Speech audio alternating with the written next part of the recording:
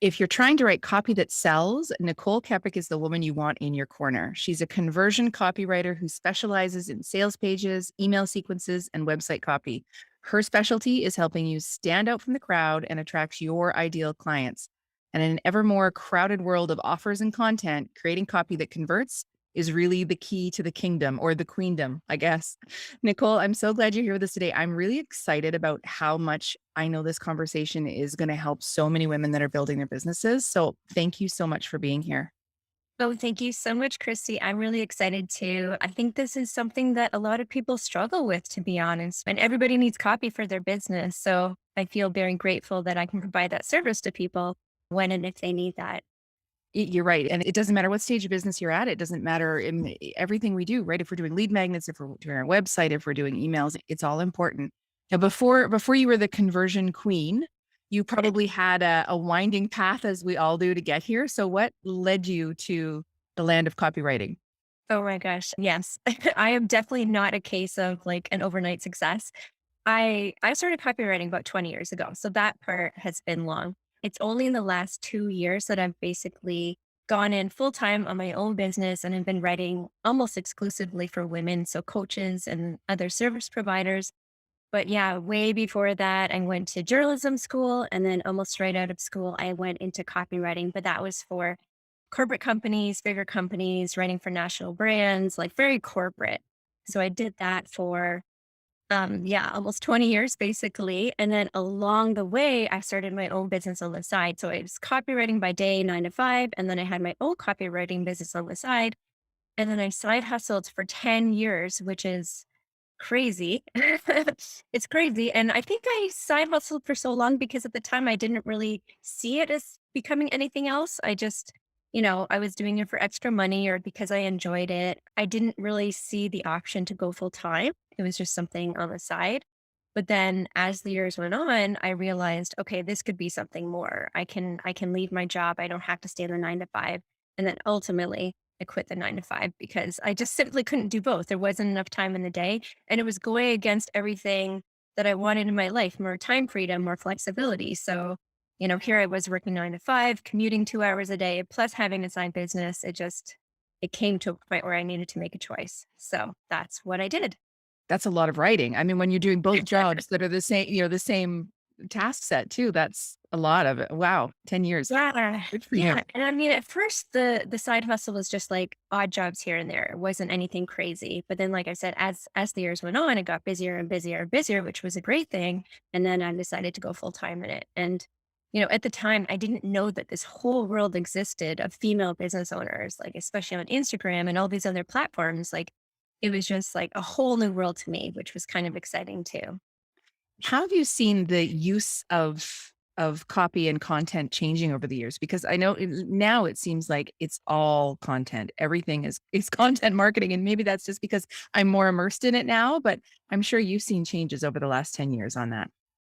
Yeah, well, I've seen it being more conversational, which in my mind is such a great thing because that's honestly my favorite style of copy to write is really conversational, friendly, approachable copy, especially coming from a place where I used to write more corporate copy. I love that avenue of having it more conversational. So I've seen a lot of business owners embrace that, which is such a good thing, especially when you're the face of your business. It's just you and you're writing to your people. Like you want it to sound like you're a friend. Obviously, you want to sound like an expert too, but you want it to be friendly and approachable. So I'm all for the conversational copy.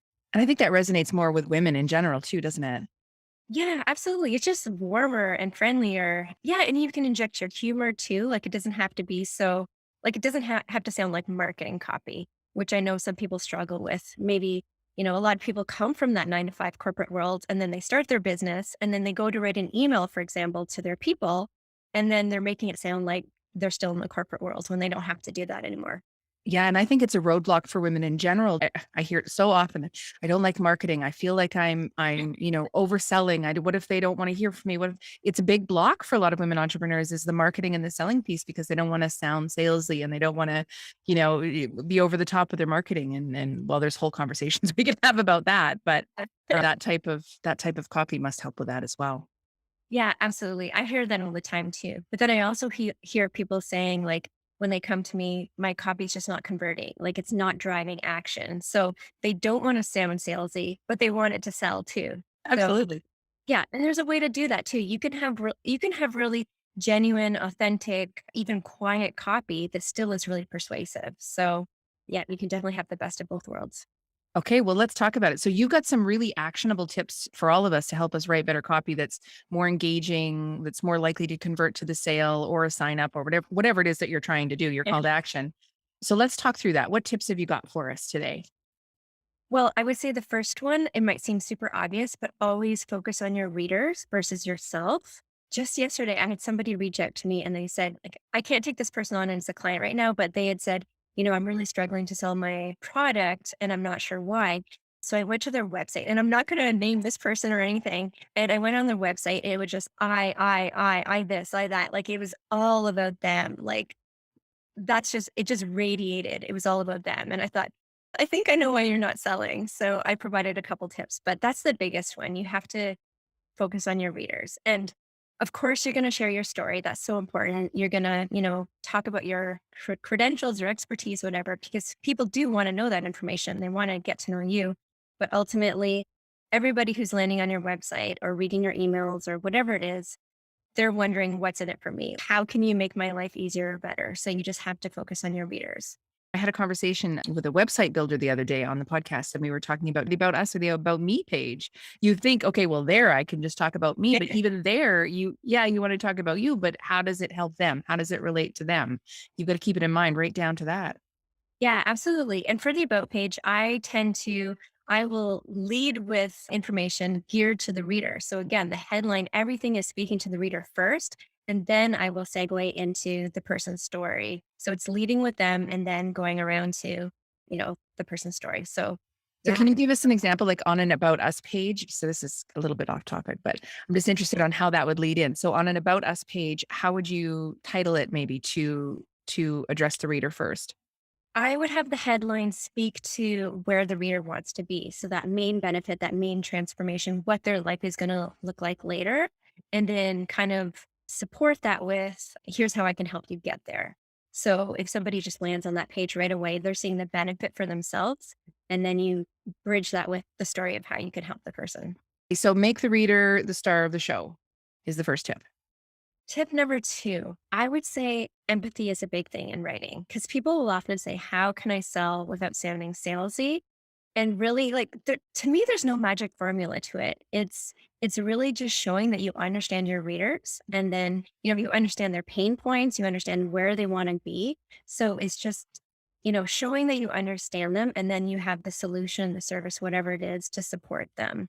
So you want your readers to be reading along, nodding along, and thinking to themselves, like, they get me, they understand me. And then that's what drives that connection. And then that connection is what drives them wanting to buy from you essentially. So it's not like, 90s infomercial headlines, that kind of thing. It's just being really relatable and showing that you understand them. Right. You want them to look at that page or look at that email and go, She's talking about me. She's talking to Yes. me." Yeah. Yeah, and exactly, she's talking to me. She's not talking to a million and one people. Like, yes, obviously, you're writing the copy knowing that more than one person, or hoping at least that more than one person's going to read it. But your reader needs to feel like this person is like right across the table from me. We're having a coffee chat, and it sounds like they're speaking just to me, like a friend, a trusted friend. Right. And that's when really knowing your market and your buyer personas really comes in handy because you can use the right language. You can, yeah, absolutely. Yes, absolutely. And, there's different opinions on this, but for me, I think the biggest things like, yes, it's nice to know little things like what's their favorite Starbucks drink or what's their favorite book. Like those things are fun so that you can add in those like fun details as you're writing your copy. But most importantly, you need to know what are their current pain points, what's holding them back, and where do they want to be so that you can bridge those two things with your solutions, your services. Excellent. And then you have number 3, paint the dream.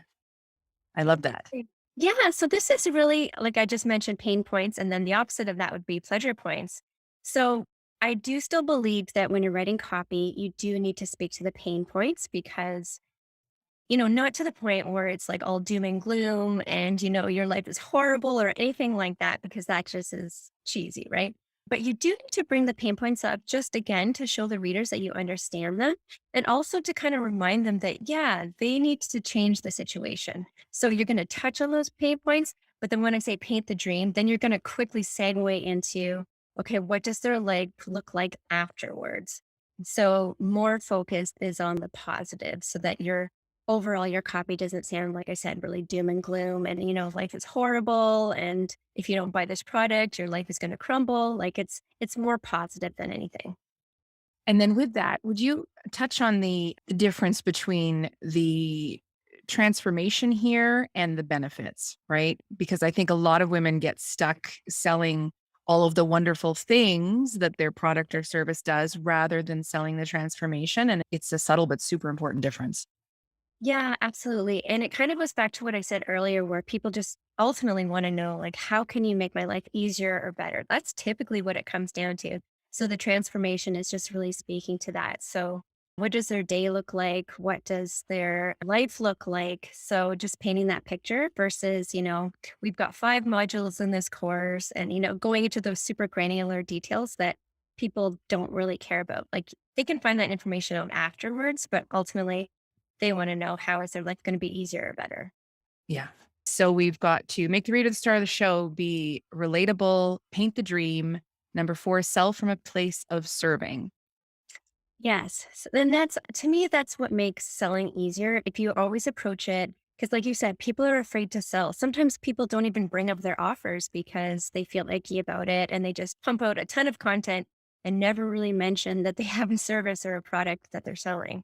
So if you just it's more of a set shift really where you just come from a place of serving thinking there are lots of people that need this service. Like you said in the beginning, there are a lot of people that need copywriting so instead of me thinking, ooh, I don't want to push this on people, if I change my mindset to thinking I'm helping people, then it becomes easier for me to write copy and to speak about my services. So the same applies when you're writing copy too.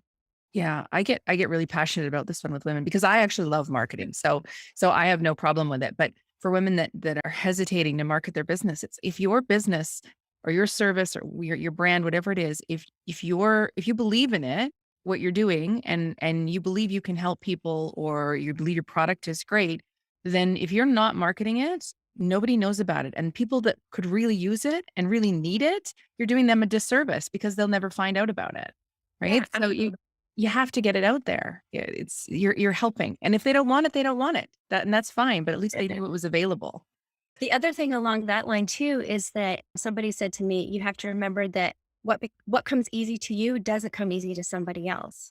So, and that's a whole other discussion too around pricing because you think, oh, it's so easy for me. It only takes me X amount of time, but somebody else might really struggle with that. So they're looking for your expertise. So yeah, because that those kind of things have run through my mind too before. So Well, yeah. I'm sure because copywriting is probably easy for you, and there's so many women that struggle with it. Or then you get trapped in, well, what if this only, I'm thinking back in the day, but say somebody wanting me to write headlines. Well, what if the right perfect headline popped into my head in 5 minutes? Do I just charge for 5 minutes or do I charge for that great idea that that company can now use for multiple campaigns? So yeah, it's a flat side. That's a whole session on pricing strategies. Value Yeah, based exactly. basis, cost plus. Yeah, that is a whole nother conversation, but it's a great point. So sell from a place of serving, and that's going to help on all sorts of different levels. Number five is infuse your unique personality, which I think is so key, and I love this. Yeah, I mean, because there are just so many people doing what you do. Like realistically, I know that there are a bajillion other copywriters out there. So even when I'm writing my own copy, say on my website, I want to infuse my personality, whether that's like certain phrases I commonly use or injecting humor.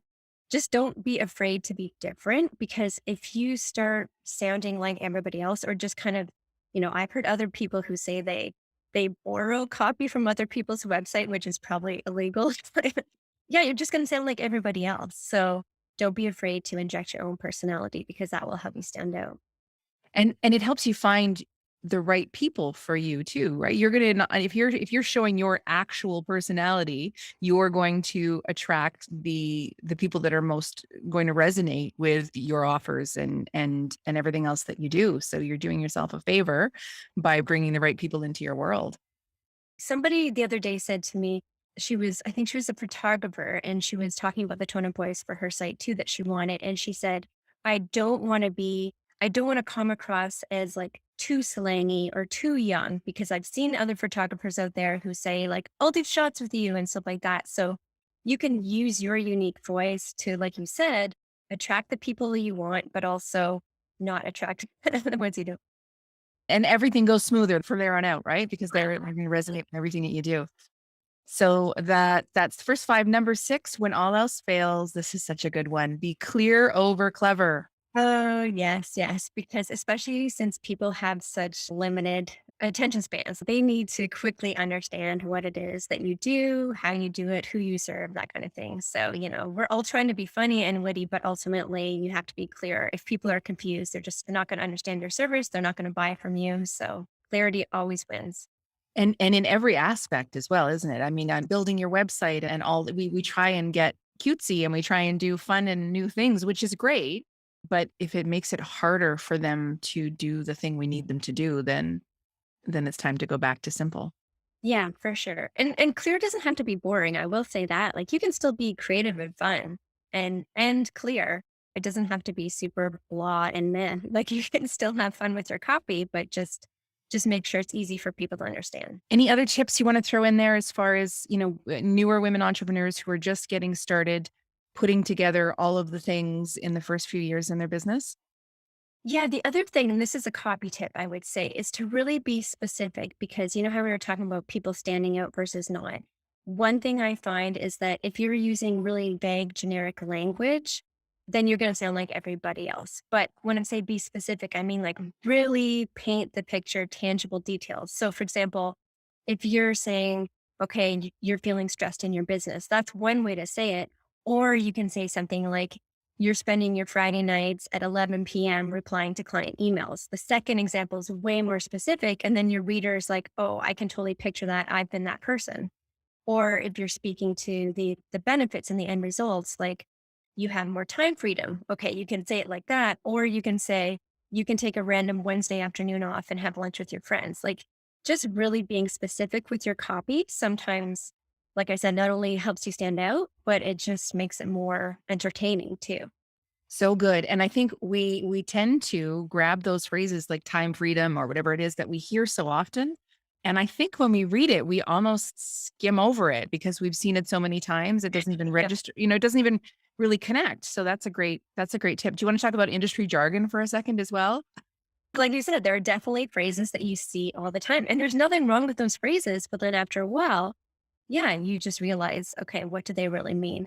And the other thing too is, say, for example, on your website, if your copy could literally be applied to any other industry or type of business, then it's too vague. Like, if you're a coach and then your copy can be applied to like a florist, then okay, something's missing there. You need more detail, more specificity. That's a great I'm not sure I said that right. That's a great test that you can do on your own copy. Just pull up a page of whatever you have and see, all right, is this really all me or is this yeah. And we tend to know our material really well and we tend to be experts in what we do. So really read through your stuff too and make sure that you're using language that somebody who's not an expert is going to connect with, right? You don't want to use those acronyms that nobody but you knows. I've seen this a lot lately with therapists and they're putting in all of the codes for all of the things they are. That does not help the reader at all figure out, are you the right person to help me? That sort of thing. Yeah, absolutely. That's why an outside perspective is sometimes so nice. Whether you're just getting somebody else to look at your copy or getting somebody else who's outside of your industry to write it. Yeah, that outside perspective is perfect. Before we go here, I love to ask, and I would love to hear from you on this. We have a lot of newer women entrepreneurs that listen to the podcast. So, as a woman entrepreneur yourself, and I'm sure you've worked with so many women entrepreneurs, what have you got for your best piece of advice for somebody that's just starting out on their journey? Well, I will share some advice that a coach gave to me a few years ago. She said, whenever possible, to make decisions not based on who you are today, but future you, which sounds a bit cheesy, but it actually works. So, an example for that is a couple years ago, somebody asked me to be a guest on a podcast for the first time. And right away, my instinct was like, no way. Like, I just panicked at first. Like, I hate the sound of my voice. I'm not that interesting. I'm boring. Like, no, I wanted to say no. But then I thought, oh man, my coach just said, think of future you. What would future Nicole say? And I thought, okay, future Nicole would say, sure, I'd love to be on your podcast. And then future Nicole would love doing podcasts, which is funny because I do. I do love doing podcasts now. So I said yes to that one. And then I realized, oh, it wasn't scary after all. And then I ended up enjoying it. So I'm not saying like to jump leaps out of your comfort zone because there are definitely times when your gut will tell you this is not the right fit. And it's okay to listen to your gut. But in other situations, just, dare to think of the future you and then, step a little bit outside of your comfort zone. And then you might be surprised by how it ends up. That's great advice. That's great advice. All You. right, wonderful. Well, now you have some more tips. So anybody that's listening and wants to get some more information, Nicole's actually got a free mini masterclass for us, and we're going to put the link in the show notes. It's 5 must-haves for a high converting sales page. So I think we could all probably use this and get some more tips. Nicole, do you want to tell us where that is? And I'll put the link in the show notes, but just in case somebody's listening and they can't see the show notes. Yeah, I think I've got a dedicated landing page for it, but it's also on my homepage if you scroll way down. So I just created this because, like I said, a lot of people come to me and saying, like, I want my copy to sell, but I don't want it to sound super obnoxious or icky. So this is really all about writing feel a good copy. So it feels good to you writing it, and then it feels good for your readers reading it too. So yeah, just a few tips there that if you're selling a service, a course, a program, whatever it might be, these tips will come in handy. Excellent. And what have you got coming up? How can people get in touch with you? And have you got any programs that are open? Fill us in on that. Well, I have my key service is a VIP day. So it's a done for you offering where I will write somebody's copy for them, whether that's website copy, sales page copy, email copy. I have some copywriting templates on my website. But yeah. Excellent. And they can get all of that on your site. And we'll link that in the show notes. If you're on a platform actually that doesn't have show notes, you can also always go to the podcast website, which is onestepempire.com. And this show and the links and all of the good stuff is there for you as well. Well, thank you so much for being with us today, Nicole. I really appreciate it. I think this is going to help a lot of women go back, look at their copy, look at their sites, look at their emails and improve them. And that's what we're here to do. So I really appreciate you being here. Oh, thank you. I appreciate it too. I hope this was helpful. It was a lot of fun. Thank you. Thanks.